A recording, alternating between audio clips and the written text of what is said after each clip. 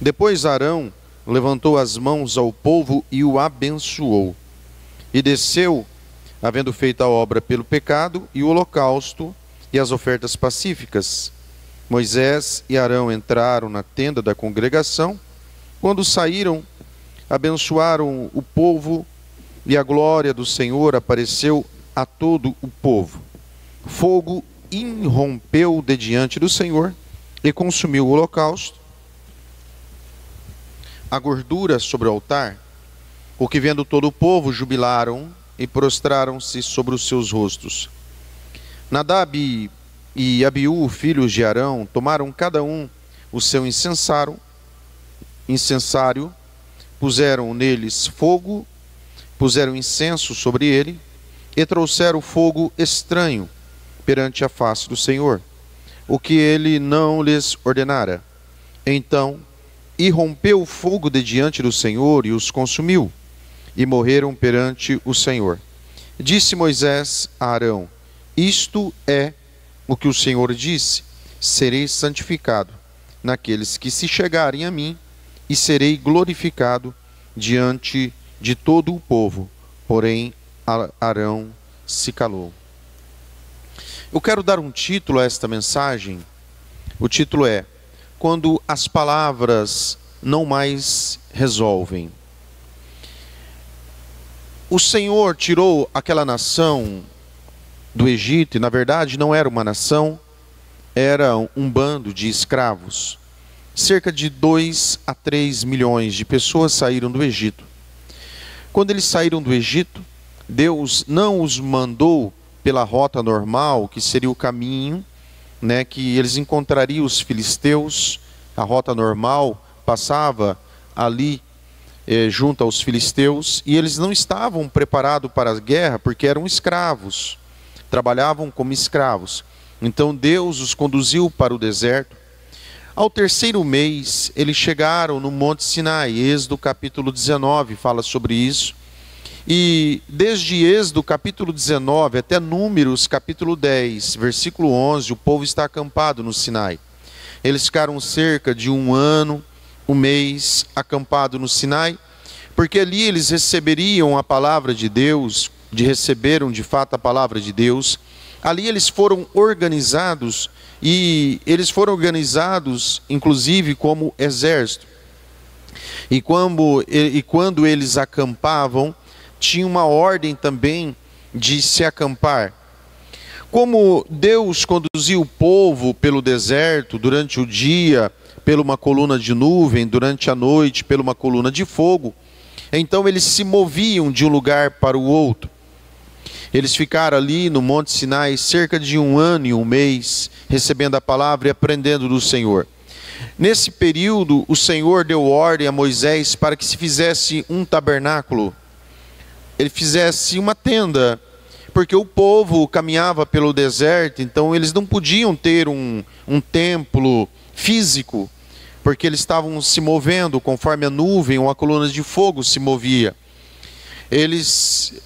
Deus deu ordem, Moisés fez o tabernáculo, e todo este tabernáculo foi um modelo dado por Deus para Moisés. O tabernáculo ficava, então quando eles levantavam a tenda do tabernáculo, as tribos acampavam ao redor do tabernáculo, e Deus se manifestava ali no tabernáculo. Então significava que Deus habitava no meio do povo. Esse era o sentido. Quando você estuda o tabernáculo e você estuda tudo que envolve o tabernáculo, cada detalhe tem um significado. E isso é muito importante. O livro de Levítico fala de todos esses detalhes. E esses detalhes, de uma maneira geral, eles apontam para Cristo. Na entrada do tabernáculo tinha um altar. O altar de sacrifício era o altar de bronze. Ali eles sacrificavam animais. E quando aquele sangue era derramado, quando aquele animal morria, aquilo ali apontava para Cristo. Então aquilo ali estava ligado a Cristo. Então não era o sangue daquele animal que perdoava o pecado do povo. É porque aquele sacrifício, ele estava profeticamente ligado à crucificação de Cristo. Quando eles faziam isso, o pecado era perdoado não pelo sangue do animal, mas porque aquele animal que estava sendo sacrificado, em sentido profético, ele se ligava a Cristo, à cruz. Então as pessoas eram perdoadas por causa dessa ligação com a cruz. E ali, quando eles queimavam aquele animal, aquela fumaça se elevava até Deus, e Deus aceitava aquele sacrifício.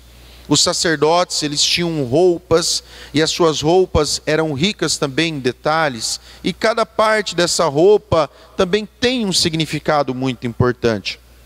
Os sacerdotes pegavam os seus incensários de ouro, e eles pegavam essa brasa que foi essa brasa oriunda de um sacrifício, e eles colocavam essa brasa sobre o sacrifício, no incensário, e pegavam incenso em forma de pó. Esse incenso também tinha uma fórmula também que era dada por Deus. Eles pegavam esse incenso em forma de pó e colocavam sobre a brasa, e ali subia uma fumaça perante o Senhor. Então os sacerdotes faziam esse serviço. Esses sacerdotes, eles eram da tribo de Levi. Dentre todas as famílias da tribo de Levi, a família de Arão, ela foi escolhida para serem os sacerdotes. Então todo sacerdote é um levita, mas nem todo levita é um sacerdote. Arão tinha 4 filhos, e foi ensinado a Arão e a sua casa todo o sistema. Todo Israel contribuiu com oferta para que o tabernáculo fosse construído, porque muitos objetos do tabernáculo eram feitos de ouro. Então eles receberam essas ofertas do povo que saiu do Egito. E todo o sistema de holocausto, sacrifício também, eram ofertas apresentadas para o povo. Tudo isso era o que Deus instruiu para Moisés, quando Moisés estava lá no monte, e eles ali no monte Sinai, Moisés instruiu o povo a fazer tudo isso. Aí, 2 filhos de Arão, Arão era irmão de Moisés, esses 2 filhos eram sobrinhos de Moisés. 2 filhos de Arão, chamado Nadab e Abiú, apresentaram um fogo ao Senhor, mas não era o fogo, era chamado um fogo estranho. Quando você lê Levítico capítulo 6, versículo 13, fala que o fogo arderá continuamente sobre o altar e não se apagará. Porque quando eles estabeleceram a tenda da congregação e todo o sistema de sacrifício, eles não colocaram fogo para o altar, eles não colocaram fogo no altar para a oferta se queimar. Quando eles organizaram tudo, veio fogo do céu, de Deus, e queimou o holocausto. Então aquele fogo era de origem divina. Todas as manhãs o sacerdote ele tinha que tirar a cinza e manter aquele fogo aceso, porque aquele fogo vinha de Deus. E esses 2 filhos de Arão, Nadab e Abiú, eles pegaram um fogo estranho, ou seja, um fogo que não vinha do altar, um fogo que não era de Deus, um fogo que não era oriundo de um sacrifício realizado. Eles pegaram este fogo e apresentaram, colocaram incenso sobre aquele fogo e apresentaram perante o Senhor. Naquele mesmo momento, eles morreram queimados na presença do Senhor. Porque o fogo tinha uma origem diferente. Não era o fogo vindo de Deus, não era o fogo vindo do altar ali, de um sacrifício. Não era aquela brasa que veio daquele altar. E eles morreram queimados. Quando nós olhamos esta cena, e quando eles olharam, com certeza eles se assustaram por aquilo que tinha acontecido. Mas por que eu fiz todo um contexto e eu falei tudo isso? Porque quando nós olhamos o fogo queimando e matando essas 2 pessoas, o primeiro sentimento é de dó em relação àquelas pessoas. É um sentimento de pena em relação àqueles 2 homens que morreram. Agora, pensa no contexto geral o que eu falei aqui. Deus tirou 2 a 3 milhões de pessoas do Egito. Aquela multidão de 2 a 3 milhões, eles contribuíram Eles estavam na expectativa. Um altar foi construído. Deus deu sabedoria para Bezaleel e a Oliabe e mais outras pessoas para fazerem um tabernáculo, para trabalharem com ouro. Deus chamou Moisés para o monte fumegando, pegando fogo. Deus deu a palavra. Deus formou exército. Deus estava falando que Deus daria ordem a partir de Números 10, 11, para eles saírem para tomar posse da terra prometida. Todos em Israel contribuíram para que tudo isso fosse feito. A nação de Israel viu, ainda não era nação, estava sendo formada, mas o povo viu quando o fogo desceu do céu, consumiu o holocausto, o povo se alegrou com aquilo. Tudo novo, tabernáculo novo, os móveis, todos os objetos novos, um sistema de culto que estava se iniciando e que se perpetuaria pelas gerações futuras, algo que está no começo. A expectativa, os olhos de todos estão voltados para aquilo ali. Todos estão esperando aquilo ali. E de repente, esses dois filhos de Arão, dois sacerdotes, simplesmente pegam um fogo que não era daquele altar. Toda uma estrutura, todo um conjunto montado, todo um projeto de Deus desde Abraão, tudo aquilo organizado, tudo estabelecido, vai começar o ministério. Como eu falei, tudo novo, a tenda nova, o véu, a arca, tudo novo. Uma nação que está se formando, e de repente esses dois fazem essas coisas. Com essa atitude, eles mostram um total desprezo à palavra de Deus. Eles mostram um desrespeito para com o povo que contribuiu. Eles mostram, sabe um pouco caso daquele altar, daquele sacrifício que foi feito, um descaso do fogo que Deus mandou. Os dois sabiam o que eles estavam fazendo, porque o fogo estranho era no incensário de um e no incensário do outro. Os dois estavam comunados. Os dois sabiam o que eles estavam fazendo, porque os dois participavam do mesmo erro. Aí quando você vê tudo isso acontecendo, a primeira impressão é, coitado deles, mas quando você analisa o contexto, fala, como que os dois tiveram a petulância, como que os dois tiveram a audácia de brincar com as coisas de Deus. Os dois que eram sacerdotes, que representavam o povo perante Deus, representava Deus perante o povo, como que eles agiram de maneira tão displicente, de maneira tão desleixada.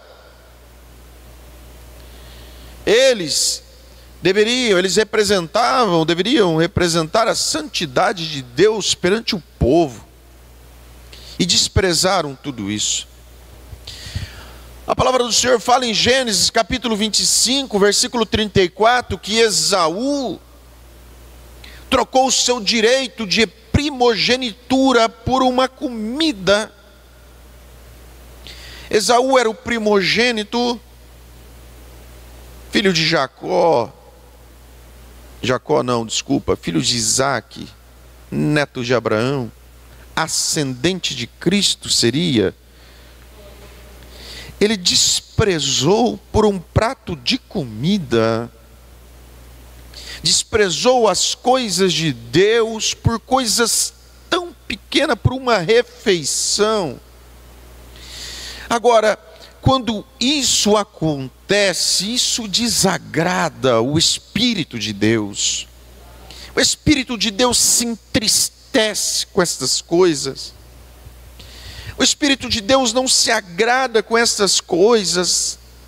Atos capítulo 4, versículo 32, fala que na época da igreja primitiva, o coração de todos era um só. O coração a alma da multidão dos que criam era um só coração, era uma só alma, todos dedicados, todos animados, todos alegres, todas as coisas em comum, comida, não tinha necessidade, milagres, maravilhas, e muitos deles conheceram Jesus pessoalmente, os apóstolos, maravilhas sendo feitas, grandes realizações, a igreja, todos com um coração. De repente, Atos capítulo 5, fala-se um homem chamado Ananias, que vendeu os bens, deu parte do dinheiro, e mentiu, falou que tinha dado tudo. A questão não é o dinheiro, a questão que Pedro deixou bem claro, você mentiu ao Espírito Santo. Ananias, você mentiu ao Espírito Santo. O dinheiro era teu, você podia fazer o que você quisesse com ele. Mas olha só, irmãos, o coração e a alma de todos, era um só propósito. Aí de repente aparece alguém infiltrado no meio, com um coração totalmente errado, com um coração totalmente desalinhado, desajustado. É duro, irmãos, quando existe uma família, e muitas das vezes acontece com um homem, na nossa cultura, existe uma família, e o homem às vezes, ele está vivendo uma vida de solteiro, ele tem esposa, tem filho, a mulher lá vivendo como esposa, os filhos vivendo como filho, e aquele homem simplesmente alienado sobre tudo aquilo, parece que ele não faz parte da família. É ruim quando tem uma família e de repente o integrante ele vive como ele não fizesse parte daquela família, como se ele não tivesse responsabilidade, como se ele não tivesse ali, compromisso com o seu lar, com a sua casa. Ele vive totalmente fora daquilo ali, vive do jeito que ele quer. Aí, irmãos, isso distorce completamente o sentido de ser uma família. É a mesma coisa que aconteceu com esse sacerdote. Eles estavam vivendo, apresentando um fogo estranho, como que se aquilo fosse normal, mas aquilo não fazia parte da palavra, aquilo não fazia parte do ritual de Deus, aquilo não fazia parte do culto. Irmãos, quando isso acontece, isso vai na contramão, isso vai contra o projeto de Deus, vai contra a vontade do Espírito, vai contra a direção, vai contra a própria noiva, o propósito de Deus para com a noiva do Cordeiro. Aí, irmãos, aí a palavra fala que quando eles morreram, Deus falou assim, usando Moisés, em Levítico 10, versículo 3, serei santificado naqueles que se chegarem a mim, e serei glorificado diante de todo o povo. Moisés falou para Arão, que tinha acabado de perder os seus 2 filhos queimados, falou assim: Arão, é isso que o Senhor falou, eu serei santificado naqueles que se achegarem a mim, e serei glorificado perante todo o povo. Sabe o que Deus está falando? Se chegar em conserto, eu vou ser santificado, porque aquela pessoa está em conserto e ela está me representando. Agora, se achegar perante mim em desconcerto, eu vou manifestar o meu juízo sobre essa pessoa, e eu vou ser glorificado através do juízo. Deus está falando, eu vou ser glorificado se o crente for fiel, e eu vou ser glorificado se o crente for infiel. Eu vou ser santificado se o crente é fiel e ele me serve e ele se apresenta perante mim. Eu vou ser santificado na fidelidade dele. Mas se ele for infiel, eu serei glorificado, porque eu vou manifestar um juízo sobre ele, e eu serei glorificado através do juízo. Arão se calou. Mas esse silêncio de Arão veio tarde demais. Esse silêncio do pai, do sacerdote, veio tarde demais. Olha, como eu falei, o título dessa mensagem é quando as palavras não mais resolvem. Não mais resolvem. Atos capítulo 5, versículo 7. Ananias já havia sido morto. Chega a esposa de Ananias. E Pedro fala para ela: é verdade que vocês venderam a propriedade? Estou comentando, e doaram tudo? Sim. Pedro falou: então, aí está os jovens que levaram seu esposo morto, vai levar você também. Ela caiu e morreu. Mas preste atenção, entenda que Pedro deu uma oportunidade para ela. Pedro deu uma chance para ela. Porque naquela cultura a mulher era totalmente submissa ao homem. Era quase uma propriedade. Pedro deu uma oportunidade. Talvez o marido a tivesse persuadido, talvez o marido a tivesse forçado ela a mentir, mas Pedro deu uma oportunidade para ela e falou: olha, vocês venderam isso. Naquele momento, se ela falasse assim, se ela falasse: não, Pedro, eu vou falar a verdade, o meu marido vendeu e guardou parte do dinheiro. Como eu falei, não é o problema o dinheiro, é mentira o espírito. E ele fez, eu menti com ele, mas agora eu falo, confesso a verdade. Nós escondemos parte do dinheiro, estou confessando. Se ela tivesse confessado, com certeza ela não teria morrido.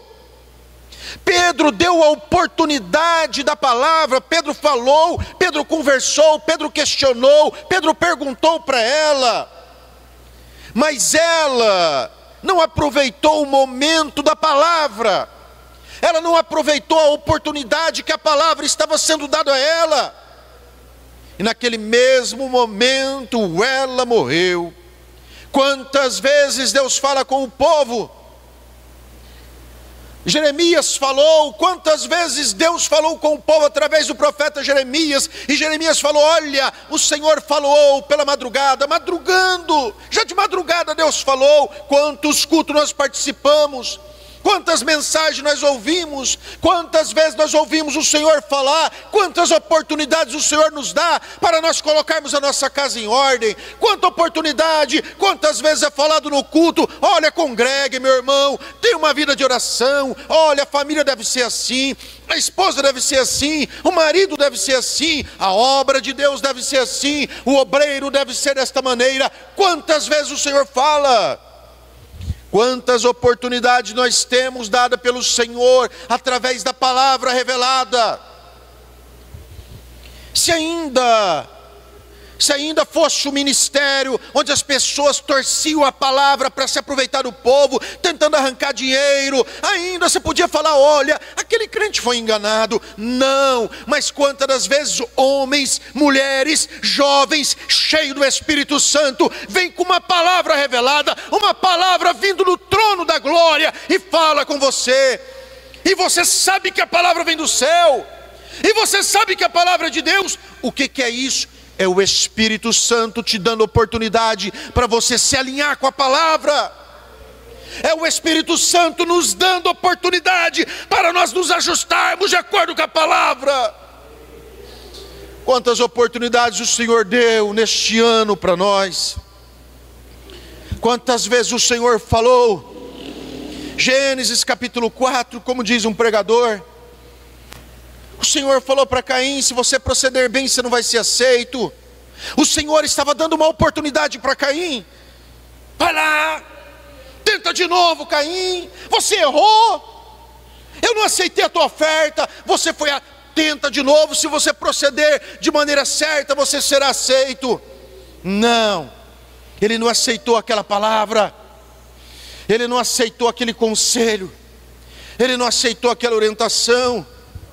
Quando nós nos calamos, quando você não ouve mais palavras como essa, é porque talvez o Senhor sabe que você não quer mais obedecer. Porque a partir do momento que nós não queremos mais obedecer A palavra para de falar conosco. A palavra ela vem com amor. A palavra ela vem com carinho. Como 2 Reis, capítulo 7, versículo 9. Os 4 leprosos estavam lá pegando a comida, o povo na cidade perecendo de fome.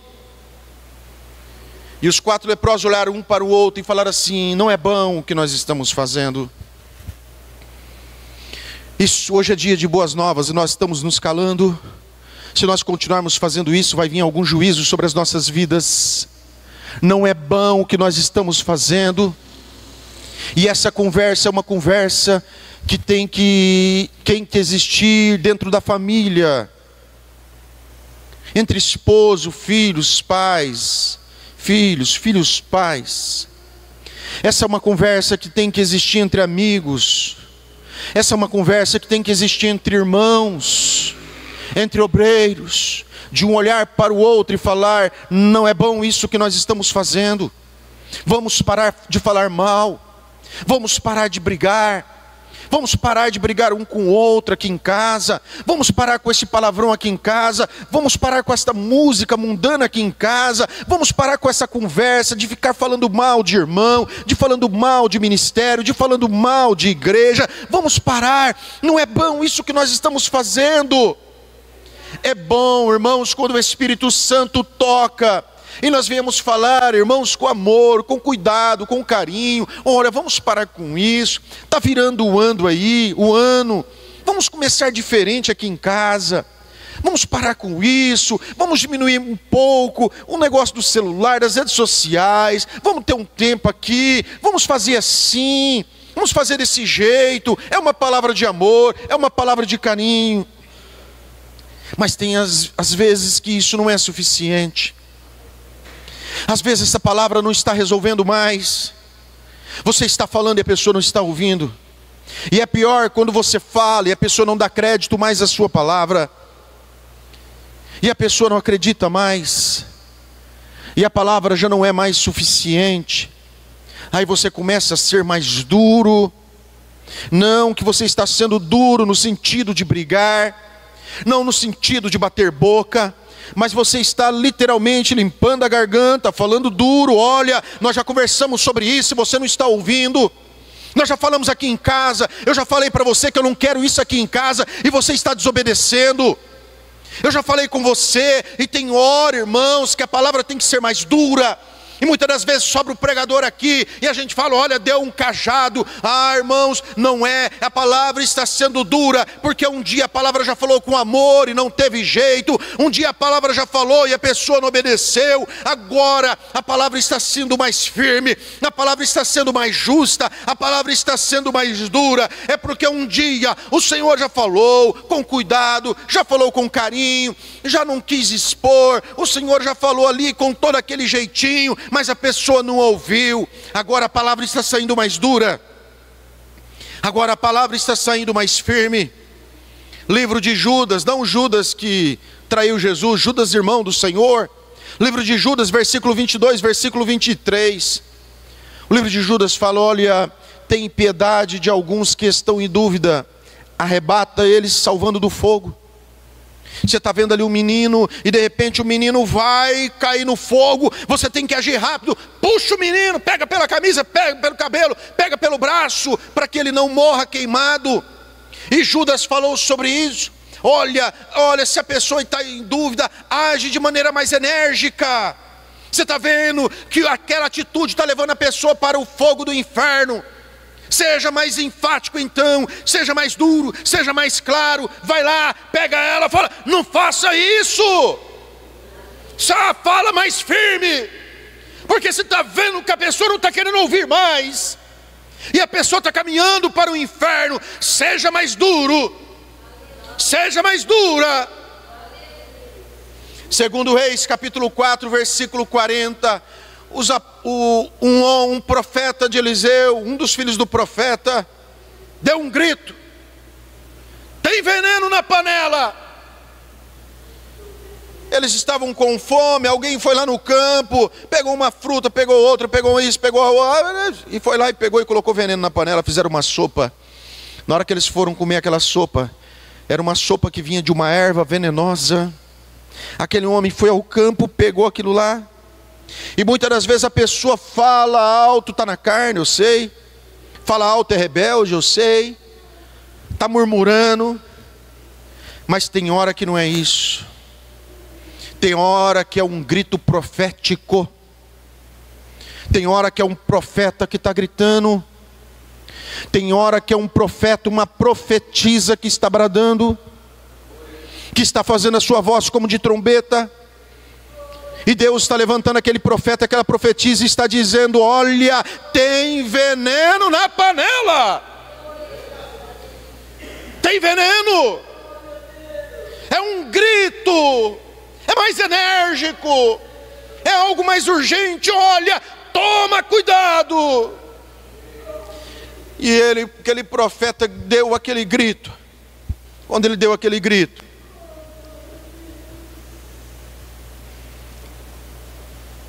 eles foram examinar. E realmente eles viram que tinha veneno na panela. Realmente eles viram que eles morreriam se eles comessem aquilo ali. Eliseu colocou uma farinha, foi algo milagroso ali, sarou aquilo ali, agora vocês podem comer. Agora o caldo ficou até melhor, né? Ficou mais grosso, com farinha. Mas quando Deus opera assim, né? Fica até mais gostoso, fica até mais grosso, dá até mais sustância. Mas houve um grito. E se o Senhor está bradando, como domingo passado, eu estava em Campo Grande, assisti, para a glória de Deus, a mensagem do pastor Júlio, que ele pregou sobre a lepra. É um brado, é um grito de Deus. É uma chamada de atenção. Olha, está dizendo, olha, é a última palavra, é as últimas mensagens, a última pregação que você está ouvindo, porque você não quer ouvir. Teve um dia que à meia-noite, ouve-se um grito, olha, o noivo vem. Mas as noivas estavam 5 loucas, imprudentes, sem azeite na sua lamparina, e não entraram para as bodas. Então aproveite, enquanto o Senhor ainda está falando, enquanto o Senhor ainda está bradando, como Pedro deu aquela oportunidade para aquela mulher, esposa de Ananias, deu uma oportunidade para ela, e ela desperdiçou aquela oportunidade. Ela poderia se ajustar, se alinhar com Deus. 1 Samuel capítulo 2, versículo 25, Eli falou para os seus filhos, Ofni e Finéias, que estavam em desconcerto, falou para eles, falou, olha, se o homem pecar contra outro homem, tem juiz para julgar, mas se pecar contra Deus, quem que vai julgar? Mas a Bíblia fala que eles não ouviram a voz do seu pai, porque o Senhor os queria matar. Eles foram avisados, mas chegou um momento que a palavra não surtiu mais efeito, porque eles já estavam maduros para o juízo. Quando uma pessoa não quer mais ouvir a palavra de Deus, é porque na verdade ela já está preparada para o fogo do inferno, ela já está preparada para o julgamento. Hebreus capítulo 10, versículo 27 e 28, o escritor de Hebreus falou sobre isso, quando ele diz, Hebreus 10, o 27 e o 28, leu 26, porque se pecarmos voluntariamente depois de termos recebido o conhecimento da verdade, já não resta mais sacrifício pelos pecados, mas uma certa expectação horrível de juízo e ardor de fogo, que há de devorar os adversários. Até aí. Depois que ouviu e não adiantou mais, se a palavra não resolve mais, o que resta é apenas o juízo vindouro. E Deus falou sobre os 2 filhos de Eli, Ofni e Finéias. 1 Samuel capítulo 3, versículo 14, falou para eles que o pecado que eles cometeram não tinha mais perdão, nem através dos modelos de se perdoado. Portanto, jurei à casa de Eli, que nunca, jamais será expiada a iniquidade da casa de Eli, com sacrifício, nem com ofertas de manjares. O pecado era perdoado através do sacrifício. Deus falou, nem através de sacrifício tem perdão mais o pecado desses meninos. Quando a palavra não mais resolve, o que resta é o juízo. O que resta é o fogo.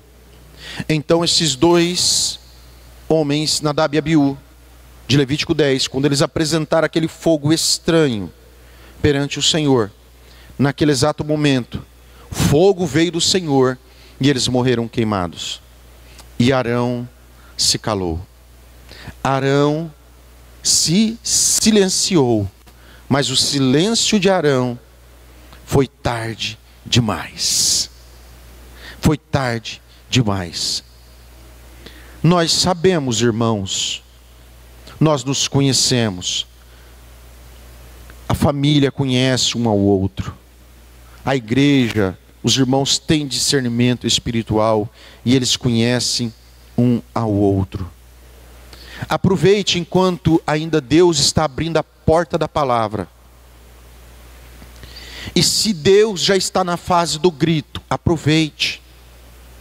Se está na fase da palavra dura, aproveite.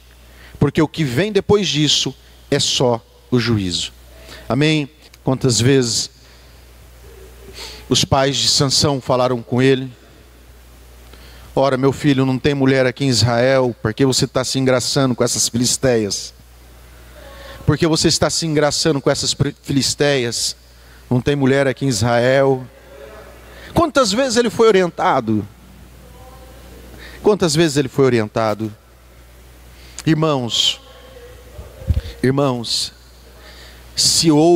a palavra do Senhor diz assim: se hoje ouvirdes a voz do Senhor, não endureçais o vosso coração, como no dia da provocação. Quando nós ouvimos a palavra, nós devemos receber. O livro de Lucas fala que aquela semente que germinou e deu fruto, são aqueles que receberam a palavra em um coração honesto e bom, e deram fruto com perseverança. Devemos ter o nosso coração aberto para receber a palavra, porque ela vem de Deus.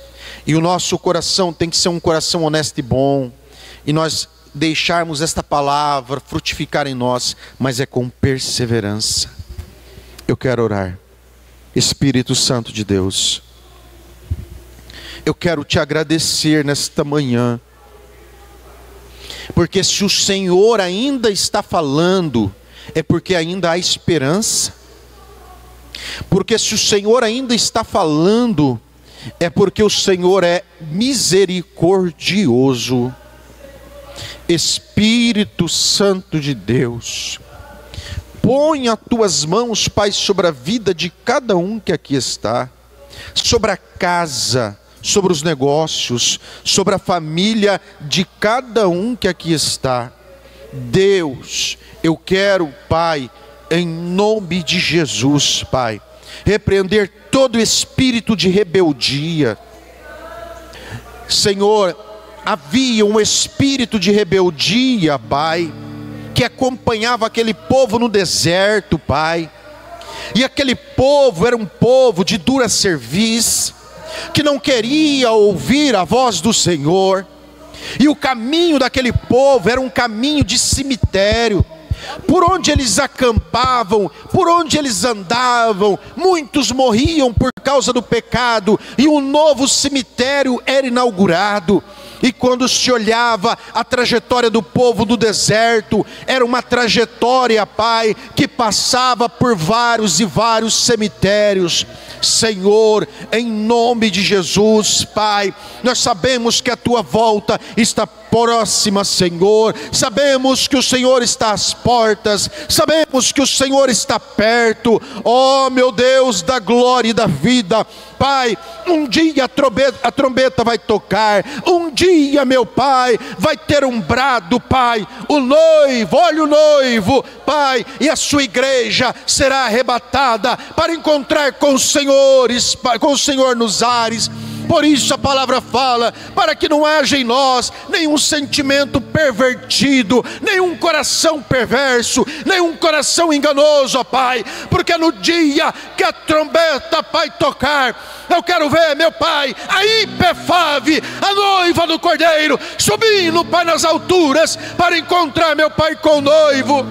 Oh, darai, derashereba calabás, rebiriandere calabalabás, oh, deriandere calabaia, aleluia. Igreja, escute o grito, escute a palavra do Senhor. Oh,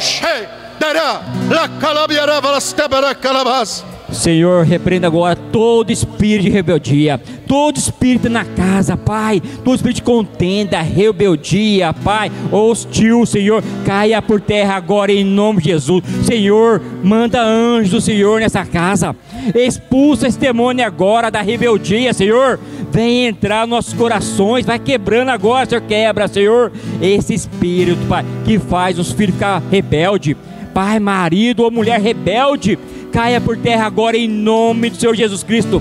Queima agora, Senhor, vai queimando, queimando, queimando. Sai da casa, pessoa, sai da nossa casa agora, vai tirando, sai para fora. Você não tem mais autoridade sobre essa casa. Eu te expulso agora em nome de Jesus. Queima agora, Senhor, vai queimando, queima, queima, queima, queima 7 vezes mais. Filho desobediente, mulher desobediente, homem desobediente, caia por terra agora esse espírito do lado dessa pessoa. Seja expulsa agora, pega a sua mala e saia. Está consagrado essa casa, essa igreja ao Senhor. Esses membros dessa casa é do Senhor. Saia agora, pega a sua mala. Você está escondido debaixo da cama, no quarto. Saia agora desse quarto. Espírito de contenda, eu te expulso agora em nome de Jesus. Espírito de divórcio, de morte, sai agora dessa casa. Você não vai levar nenhum deles. Você não tem mais autoridade. Pega a sua mala, pega os seus demônios. Exu da morte, sai agora dessa casa. Sai agora. Tira agora a pombagira, Zé Pelinta agora. Toma ordem do mundo espiritual agora. Saia de cada casa. Senhor, coloca anjos de fogo nessa casa agora. Coloca anjos, Senhor. Anjo, se o anjo for menor, coloca o arcanjo.